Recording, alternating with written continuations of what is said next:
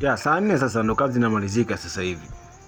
Namaliza kufunga AP kwa ajili ya kusambaza wifi kwenye huu mfumo wa vocha ambao nimemfungia mteja muda huu.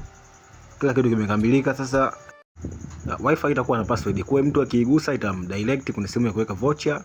Ataweka vocha yake ambayo atanunua kwako kwa siku, utaweka kama shilingi ngapi na kwa mwezi shilingi. Ya kama unataka kuanza hii biashara ya hotspot business, umeona, lazima wewe uwe na router yako yoyote, iwe ya Airtel, iwe ya Voda, iwe ya Tigo, yoyote ile, iwe ya Savana. Kikubwa tu uwe na vifaa hivi. Uwe na MikroTik, nitakutajia MikroTik ipi ambayo wewe utaitumia nzuri, RJ951 au RJ952. Ziko nyingi, ila nitakwambia ipi ni nzuri kwako wewe ambaye unaanza.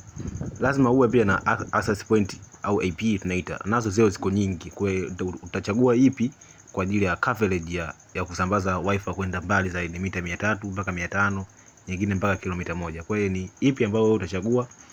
Kingine lazima uwe na Ethernet wire zaidi ya 5, lazima pia na uwe na Cat6 wire ambayo hiyo itatoka kwenye AP mpaka kwenye MikroTik, na vifaa vingine vile vidogo ambavyo mimi nitakuja navyo kama fundi na pia kama mtu wa network kuunganisha kila kitu. Kwa hiyo ndio biashara ya wifi.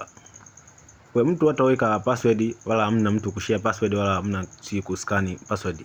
Huko mtu anaweka vocha, ananunua vocha, anaweka na vocha hiyo ambayo utaamua mwenyewe uweke kwa siku shilingi ngapi, uweke kwa mwezi shilingi ngapi, uweke kwa masaa mangapi shilingi ngapi. Ni wewe mwenyewe kulingana na sehemu ambayo wewe upo.